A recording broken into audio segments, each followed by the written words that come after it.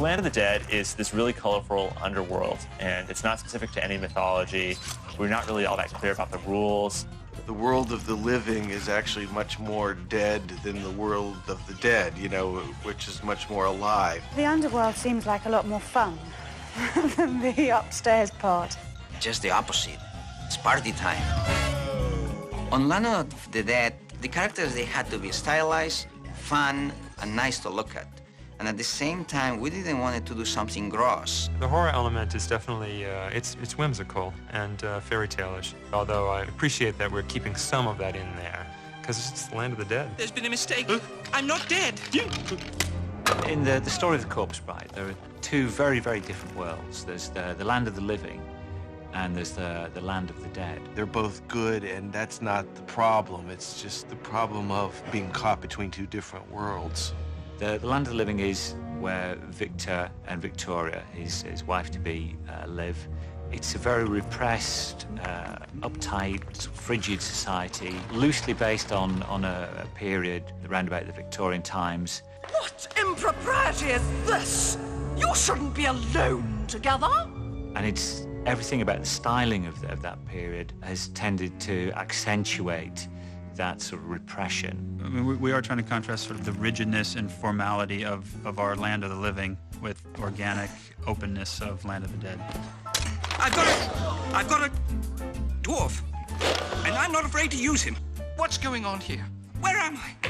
Who are you? We've divided the worlds by color palette. Land of the Living, we didn't want a black and white look or a sepia look, but we wanted something kind of close to a tin type or a daguerreotype.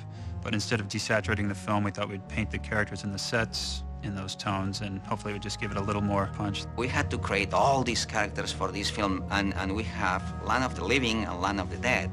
So they were kind of two groups that they were working separately, and at the same time, they had to have the same style.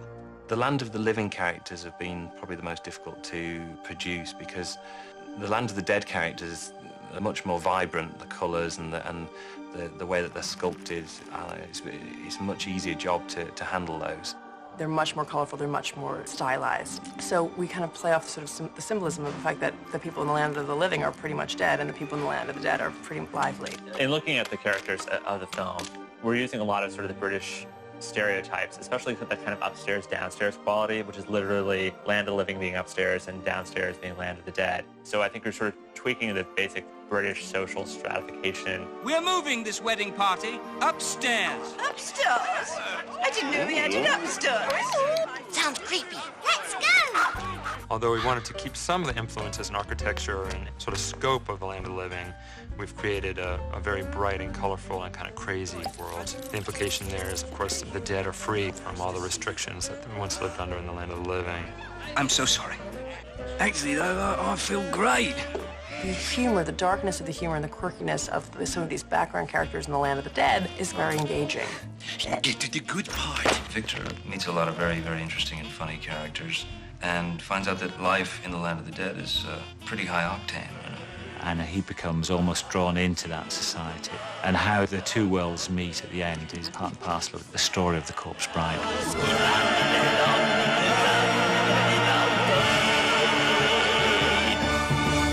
The director has to have a total picture in his mind of exactly what he wants. And that's what's so wonderful about Tim. He really is my favorite director. There's always a bit of a dark side to Tim's work. Coming through, coming through.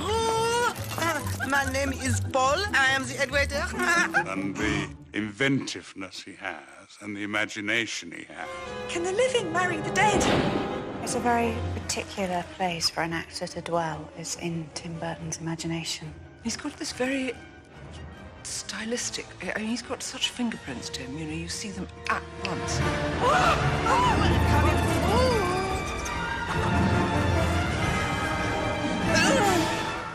Tim's approach is the approach of an artist, almost like a painter, you know, looking at a blank canvas.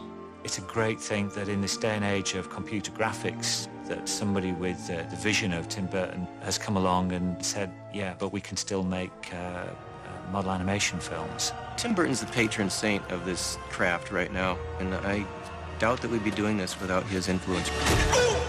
It was like a little short story, only a couple of paragraphs long.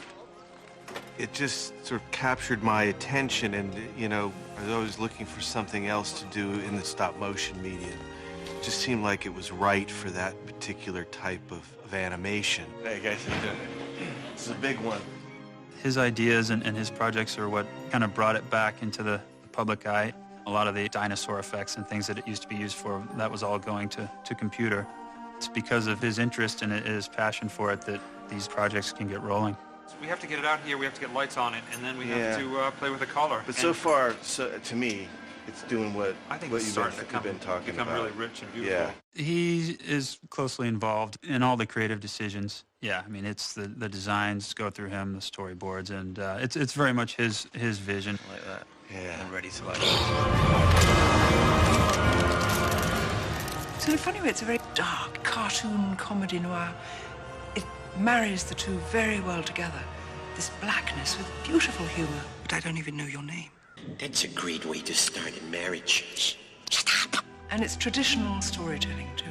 In the great sort of tradition of the Grimm brothers. I think it's quite an unusual world, which is what you'd expect with Tim Burton. I think something interesting, offbeat. Play dead. Amusing. Disgraceful. Excuse me. Got it. And scary. Grandpa? Would be a Tim Burton film. When Tim first described it to me, it's like, what's about a guy who accidentally marries a corpse?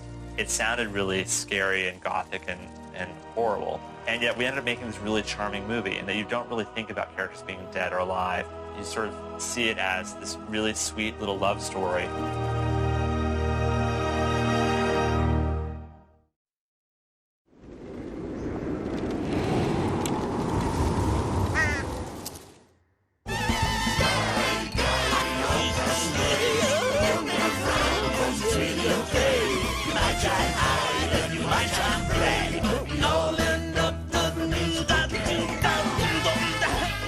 Working with Tim now is not that different than it was 20 years ago. Our process is still pretty much the same. I used to go see his band in clubs, you know. So it's kind of like we both didn't know what we were doing at the same time. You know, we sort of started kind of at the same time in a certain way. Like it. Okay, Jonesy, take it. Danny's doing several songs for the film, the opening number, According to Plan. It's a beautiful day. It's a rather nice day. A day for a glorious wedding. Where we introduced all the characters in the land of the living and sort of get the backstory. It's a sad, sad state of affairs we're in. That has led to this ominous wedding. It's an arranged marriage, and Victor wanders and he sees a piano in their house. And he starts playing a piece, and this piece will become Victor's theme, which carries throughout the movie. That was the first thing I wrote, because it had to be animated, so his fingers were really actually playing the piano piece. So I wrote that when I wrote the songs. So when I started writing, I listened again to his piano piece, and that became the main theme for the whole movie. So when he's having his moment with the corpse bride, where he thinks Victoria's gone off and married another man, he says, maybe, you know, you are a good person, and I do like you, and sure, what the heck. And I'm playing, again, his piano theme in their moment between them.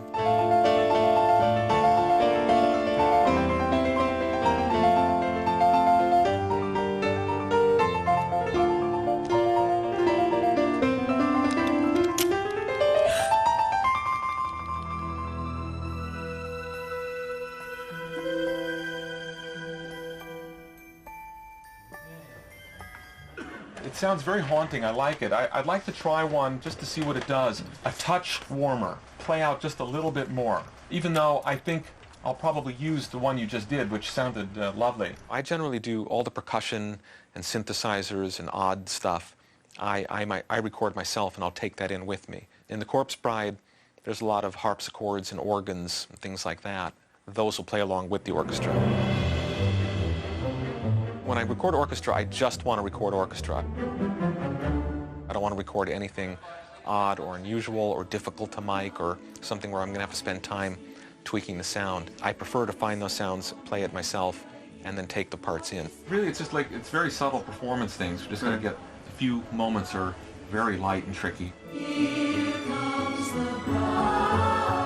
I'm trying to musically tell a story whenever I score a film. Occasionally, I'm literally telling a story, so that's getting very direct. It's like, okay, we're telling the story of how the corpse bride got to be a corpse and what happened to her. So, tell it in a song. Hit it, boys. It was Tim's thought early on, which I pretty much did, is that in the Land of the Dead, it's kind of jazzy. In fact, Bone Jangle song is, in fact, like a 1930s Cab Calloway song. I'll tell you a story, make a skeleton cry of our own jubiliciously lovely corpse bride. Remains of the Day, the Bone Jangle song, I intended it for a gruffer voice. And we auditioned 25, 26, 27 people, at least. And then finally, Tim called and he said, look, would you mind just doing the song? The Bone Jangle song is a little gruffer. It's like this, and it's kind of hard for, it was really brutal. Now when she opened her eyes, she was dead as dust. Her jewels were missing and her heart was bust. I had to make changes 3 times.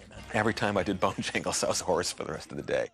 Part of a composer's work is coming up with music, but a big part of our work is getting inside the director's head and understanding what's going to make them respond. There in the shadows was the man.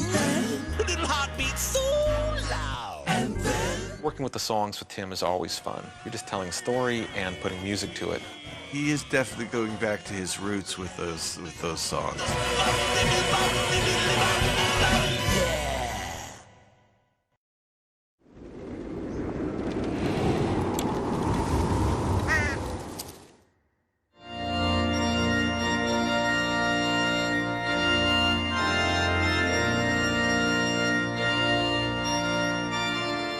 Project's been around for probably 10 years to finally get made, and a lot has to do with finding and getting a great group of people together. A lot of people get, sort of sucked off into doing computer stuff, but there's still this great group and rare group of people that are still into this type of animation. Looks great, yeah. Mike Johnson, who's co-director on this, he's the guy there on the day-to-day kind of slugging it out in the trenches. Stop motion is such a painstaking process. There's so much detail, there's so much physical work that has to be done to move the project forward, literally frame by frame. Mike comes from a really strong stop motion background, and so he inspires the group and kind of leads them through the Herculean task of getting these shots out. Mother never approved of Scraps jumping up like this, but then again, she never approved of anything. Looks good. A stop-motion project on this scale, it's a rare thing. These projects don't come around very often. If you're making a live-action film and you're doing it all in blue screen, it doesn't give you that same sort of feeling as actually being there, which this process does. Quiet down now, everyone. Thank you. So much of this is such a traditional, old-fashioned method of shooting a film. And I do think now with the advent of CGI, audiences have become very used to a very slick look. And I think stop motion's charm is in its not being too slick and not feeling like it's been made in a computer. And so it's nice to sort of walk that fine line between keeping it in the realm of beautiful and a slickness just because it's so flawlessly executed, but keeping it real and keeping it live, because I think that's what makes it very accessible and appealing. Now then, where were we? Stylistically, stop motion offers something very unique, which is every single thing that you see on screen was created by a craftsperson or an artist. Animators get cast to their strengths. I mean, we've got some animators that are good at action and some that are better at close-ups that show, flitting little emotions. Phil Dale is someone that is amazing. I mean, he did all of these scenes where Victor and Victoria meet at the piano. It's such a sensitive scene where they say very few things and they're both very shy, and yet you really feel like those two puppets are falling in love. You play beautifully. I do apologize, Miss Evergloss. How rude of me to... Well... We've been shooting 14 weeks and it's just taken that long so far to piece it all together. A lot of people thought that computers and digital technology would be the death of stop-motion animation, but really it's bringing it forward. This is a Canon EOS 1 Mark II. It's a stills camera. It's a very sophisticated 35mm digital camera that they shoot with. Very high quality. It's a 12 gigabit chip.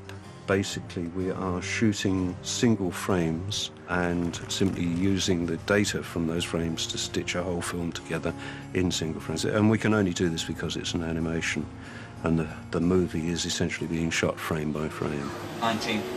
Okay. It's a very, very long process of just moving and filming and moving and filming and moving and filming. And she's put in a lot more hours than I have, put it that way. One of the advantages of shooting digitally is that we can see the rushes 2 or 3 times a day. Nowadays we have computers and video assists, so as we're shooting we can see what we've captured, so we're not animating blind. That helps us to get an idea of the flow of the animation and make sure that the quality stays consistent in that respect.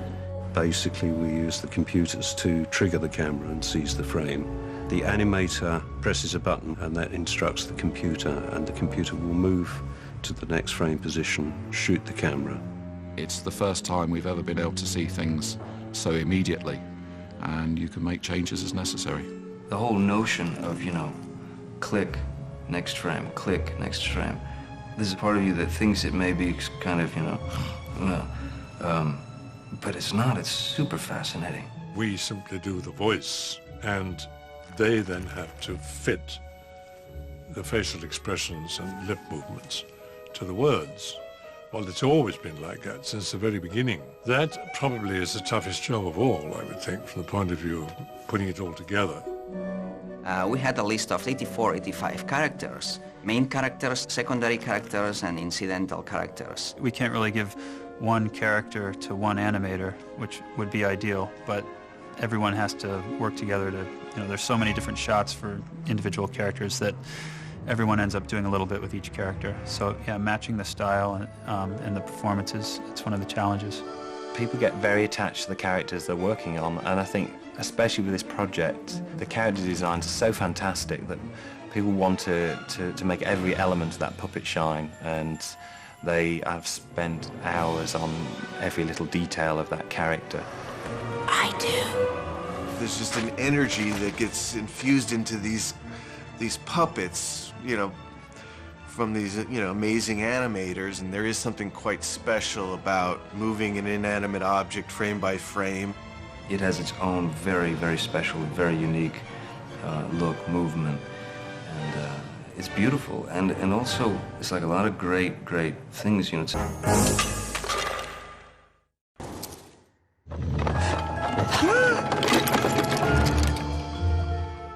The puppets were built by McKinnon and Saunders up in Manchester, who are the premier puppet makers in the world, and they've been involved with most stop-motion projects that have been going on for the past 20 years. The puppets are probably 50% artistry and 50% technicality and hard work. There's a great deal of creative input that goes into the puppets, just in the way that they're sculpted, the way that they're painted, the way that they're costumed. We're creating 200 puppets, and they've all got to look like they come from the same world. So we need people with an artistic background and great creative skills, but they've got to be prepared to work within the design and work with the designers to ensure that everything looks like it's come from the Corpse Brides world. Tim had a very clear idea of how he wanted the puppets to look, and he'd been working on designs and sketches and paintings before we met up with him. These were great. I mean, we were excited about being asked to work on the project. Tim designed most of the characters on his own, and then we had a character designer named Carlos Grangel, who works out of Spain. Carlos is he's a great designer. My sketches are often quite crude, but he was really sensitive about trying to understand what the feel and the look of it was and to expand upon it. Every character has his own personality, and personality dictates shape, balance, and rhythm. So every character has his own silhouette. So what is important is that we can recognize every single character when we see it on the screen. And they are puppets, so they have to be really graphic and really stylized. So we had to create many shapes. The lead characters have mechanical faces, which is something it's been done a bit with commercials and things and a few other projects, but it's never really been pushed to this level before that I'm aware of, as far as having the mechanics be small enough to fit within the scale of these puppets. Puppets fall into many different categories, so a background character will just be able to sort of move around the set and maybe have one or two very simple facial expressions, but the key characters, Victor, Victoria in Corpse Bride, have to carry the film. Who's this? Who is she? I'm his wife. What Mike was really keen to do was to give the animator more flexibility, so the animator can judge how far they want to push each element on the face. It's much more of their own performance, really, at the end of the day. Hopefully that gives us a much more expressive look than, say, replacement animation or something like that, which is a little more locked off and predetermined. So I've been really happy with the level of expression we've been able to get. We've invested a lot of time and effort trying to get those characters as articulate as possible. And what we've ended up doing is making these very complicated heads with little gears in that will open and close the jaw and pull pulleys that will enable the character to smile and to frown. They've really pushed what they can do with puppets in these heads, especially the amount of mechanics they've got inside there for the size of head that the characters have. They do such beautiful work. I mean, these puppets are very sensitive and textural and really like Swiss watches. You know, they're made so nicely. Tim's characters are always sort of a challenge to build as a three-dimensional model. They tend to be rather tall and skinny, and they tend to have very tiny feet. So we had to look at the different ways of engineering the joint system that we use inside the models, and then how they would actually support the weight of the character. The difficulty is that the characters' heads are about 25-30 centimeters away from the floor. So an animator is reaching up all the time, trying to manipulate a head, and there's an awful lot of leverage on that model, so it has to be secured well to the set. We've spent, I guess now, 4 or 5 months developing different rigs. We'd be making things that would help to create the movement. There's an awful lot of puppets that have costumes, and what we've done is we've made this so it sits inside the costume puppet, and the animators can access with a tiny little bar to turn these parts. Create a little motion, vertical motion, so the puppets can bounce like they're walking, but they don't have any feet. So all this is hidden inside the dress. The Bride's a very difficult character.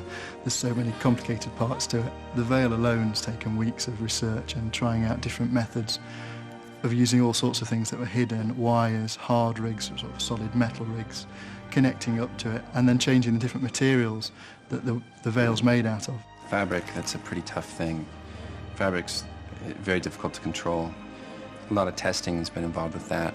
There's a series of wires that go through the fabric which are virtually invisible. Don't want to use too much wire because it fights you. You've got to have a certain kind of wire, sometimes no wire.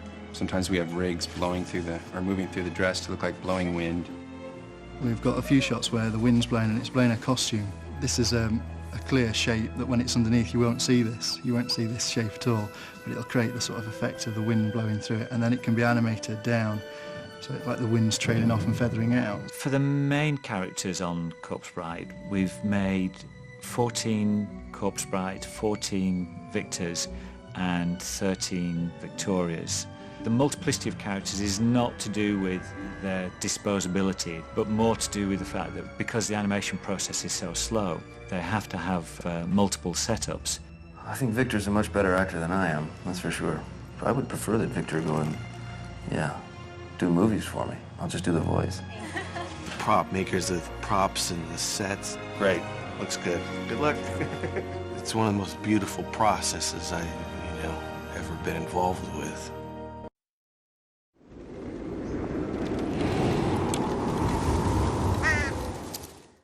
I was extremely lucky to get this cast and the actors on this movie, because the fact of the matter is, as movies go, it's a fairly low-budget movie, and I was just very lucky and grateful to get people to do voices for just the love of doing a project. Paul Whitehouse does the voice of William, Victor's father. Come on, dear, breathe in. Come on, dear. Easy go. Tracy Ullman does the voice of Nell. That's Victor's mother. You've certainly hooked a winner this time, Victor. Now all you have to do is reel her in. Joanna Lumley is Madeline, the mother-in-law. Smile, darling. Finis, Victoria's father, is Albert Finney. Well, hello. What a pleasure. Welcome to our home. Pastor Galswells is Christopher Lee. Her mind has come undone, I fear. It's not true. Let me go. Emily Watson does the voice of Victoria. Did things not go according to your plan, Lord Barkis? Perhaps in disappointment, we are perfectly matched. Johnny Depp does the voice of Victor. You don't understand. She's dead. Look. The corpse bride, of course, is a Helena Bonham Carter. As we were working on it on a script level, we were always nervous that Corpse Bride would be too scary and that you wouldn't really be able to relate to her. As we sort of shot more and more of it, and as Helena Bonham Carter's performance came in, we realized that, wow, you're so sympathetic to her. And I thought this was all going so well. Helena imbues her with such sort of a sadness and a presence and a weight that she's an angel. She is sort of a tragic character who's had this this sort of curse put on her. It's nice to do. It's like radio. It's so nice to act something when it's so not dependent on what you look like. So which bit are we doing? Roses for Eternal Love. So you completely can create a character, and you're not limited by your own physical envelope. So that's fun, you know, and that way it's very liberating. It takes my breath away. Well, it would if I had any. Good heavens, Finis, what should we do?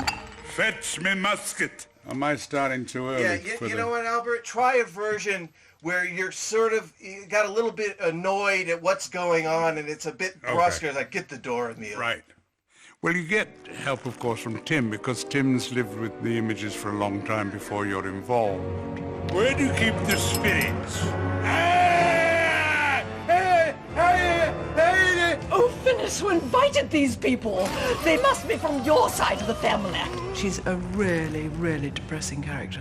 I'd be terrified of her. Take her to her room! Even the earliest drawings were an enormous help. It gives you an idea of where the voice is. Finis, come to bed at once. Good, Joy. Thank you. Look at the way he's standing. Look, it's like you got rickets. I've had great fun being a sort of fat, common snob. I always knew I deserved better than a fish merchant's life. Ad-libbing and putting in sort of Victorian lines like, oh, that's a lovely aspidistra. And, oh, when he remember when he was little, he was so nervous he used to wet his combinations. Enough! This wedding cannot take place until he is properly prepared. Master Van Dort, you are trying my patience. He's not a sympathetic character at all. Let's try it again. Yes. Yes, sir. If somebody doesn't speak up enough, or doesn't give the right answers, or whatever it might be, he's going to be blasted. Ow! Pay attention! Begone, ye demons from hell! Back to the void from whence you came! You shall not enter here! Keep it down, we're in a church. When they see the puppets acting and they hear their voice coming out of the mouth of these puppets, I think it must be pretty cool to see them come alive like that. If I may ask, Miss Everglot, where is your chaperone? Perhaps, in view of the circumstances, you could call me Victoria. I have scenes with Johnny Depp and Joanna Lumley and Albert Finney, and I've never met any of them. It's really, you just have to imagine most of it in your head. I mean, I was shown work in progress of how the way things look and the style of it, but you're just sort of trying to make it happen in your head, really. Ah, Mrs. Everglot. You look ravishing this evening. What's that, Mr. Everglot? Call you Dad? If you insist, sir. When you're recording the voice, you do find yourself moving as the character within the parameters of the microphone and everything. So there's a kind of great spontaneity in there. In a way, it's sort of pure acting because you don't have anything. You can be entirely selfish. You don't have any marks to hit. Coming through! Coming through! My name's Plum. Miss Plum. It's much more liberating. Yeah, you can have a real giggle. You hear what the other person's done, so you know how you're going to respond. Married, huh? I'm a widow. Oh, how rude. He went that way! I suppose you just get used to it, really. The more you do it, the more you get used to doing it in a sort of solitary way. But you've got the director there, and he was fantastic. They're incredible people, and I'm grateful to each and every one of them because they're amazing actors. Lord and Lady Everglot, Mr. and Mrs. Van Dort. Why, you must be Miss Victoria. Oh, yes, I must say you don't look a day over 20. No, yes. Smile, darling, smile. Well, hello. What a pleasure. Welcome to our home. Oh, thank you. We will be taking tea in the West drawing room.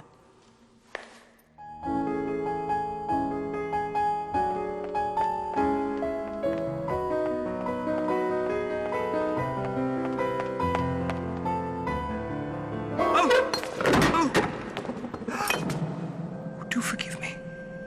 You play beautifully.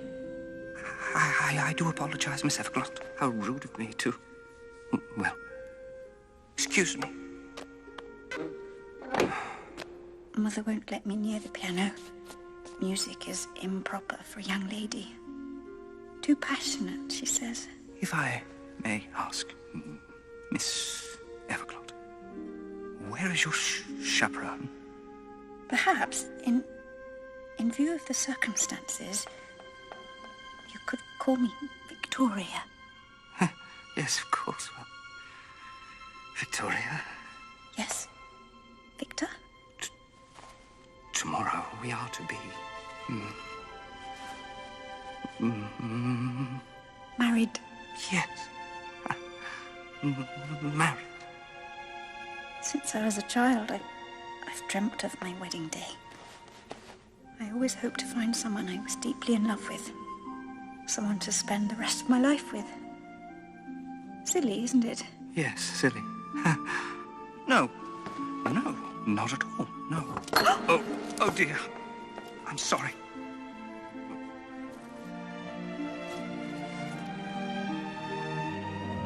What impropriety is this? You shouldn't be alone together. Here it is 1 minute before 5, and you're not at the rehearsal. Pastor Galswells is waiting. Come at once. Master Van Dort, from the beginning, again. With this hand I will lift your sorrows. Your cup will never empty, for I will be your wine. With this candle I will light your way in darkness. With this ring I ask you to be mine. Let's try it again. Yes. Yes, sir.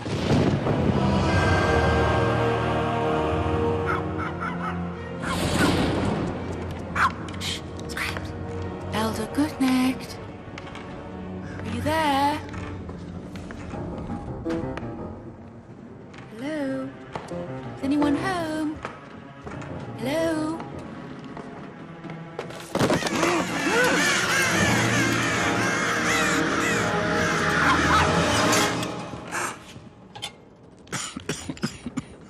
There you are. Oh, my dear. There you are. I brought my husband, Victor. What's that? Husband? Pleasure to meet you, sir. We need to go upstairs, to visit the land of the living. Land of the living? Oh, my dear. Please, Elder Goodnight. Now, why go up there when people are dying to get down here?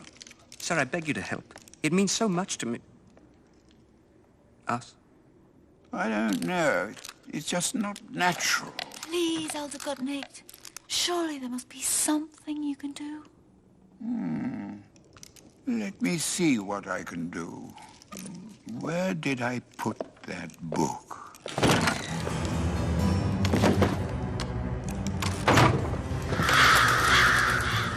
Left it here somewhere.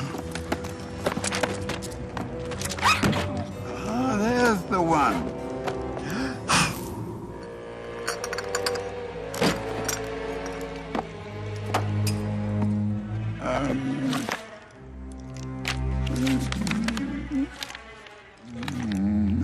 I have it. A Ukrainian haunting spell. Just the thing for these quick trips. So glad you thought of this. Me too.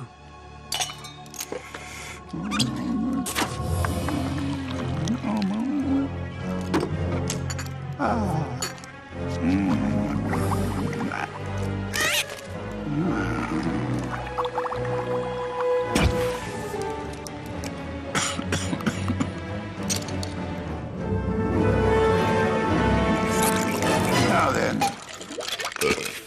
where were we? The Ukrainian haunting spell? Ah.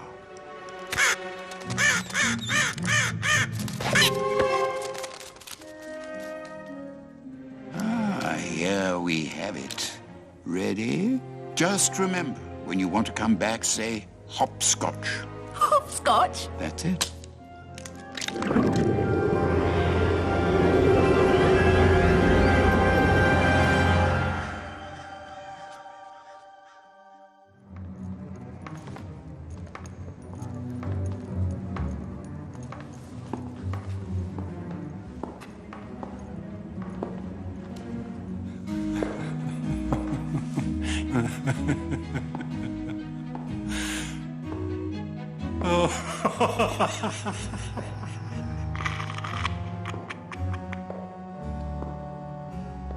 Oh, my dear. Oh, don't look at me that way. You have only to suffer this union until death do us part. And that will come sooner than you think. Oh, it's almost dawn! Where could he be? Victor Van Dort elopes with corpse. Heartbroken bride to wed wealthy newcomer. Wealthy newcomer? It cannot be. Did he say corpse? Mayhew! Silence that blasted coffin!